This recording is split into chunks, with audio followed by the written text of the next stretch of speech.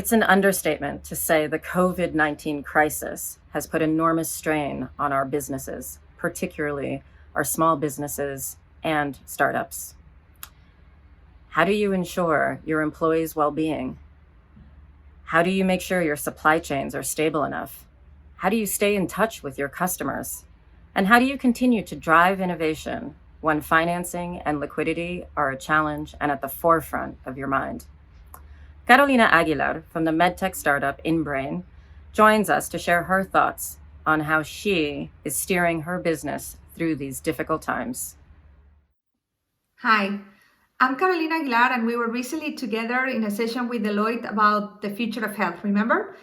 The context is very different now. However, we wanted to brainstorm how rapid transformers are facing this major public crisis. I'm the CEO of INBRAIN Neuroelectronics, and we use graphene, a revolutionary material, to bring to market the next generation of brain interfaces to cure brain disorders. As we always say in the startup world, being challenged is inevitable. This is happening every day. However, being defeated is optional. From this perspective, INBRAIN always works with a basic data-driven plan conceived with a methodology called High Performance Management System that help us structure but also to pivot when necessary. It has three simple pillars. First is people, then is product, and third is profit. And you heard it right. People is at the top. People makes companies and is the most important asset of all. So it's our responsibility in this situation to be fully transparent and to ensure the safety and the support of our people. Safety not only from the physical perspective, but most important from the mental perspective. Letting them know that we know this is hard, that sometimes we are in survival mode, but when this is over, we'll thrive together and we'll become stronger.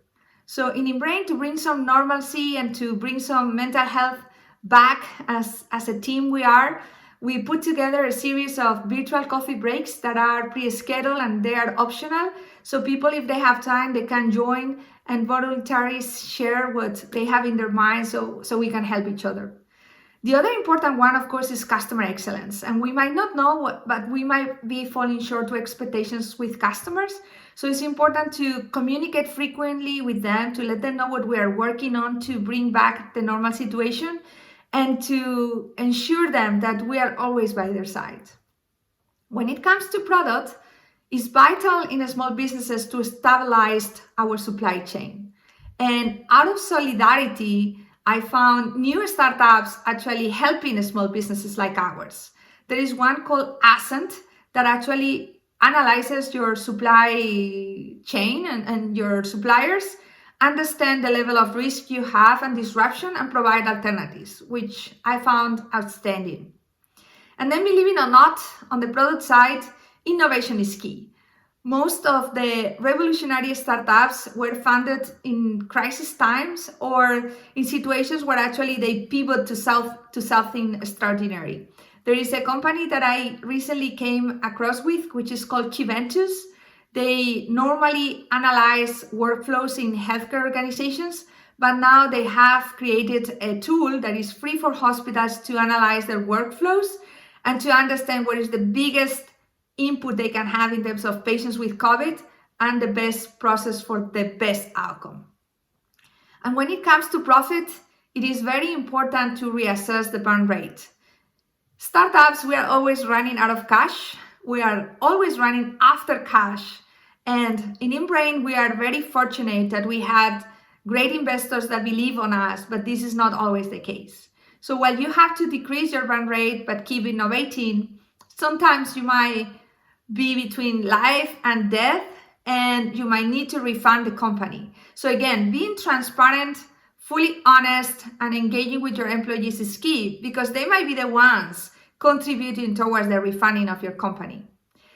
And of course, here governments play a big role. And I'm very happy to see that most of governments have been responsible in putting in place initiatives and incentives to help small businesses. And of course, it's because true innovation really comes from us. It is out of us to make a good case out of this terrible crisis. And like what we say always in INBRAIN, the best way to predict the future is to create it. So we keep looking forward to collaborate with all of you and keep on depicting the bright future of health.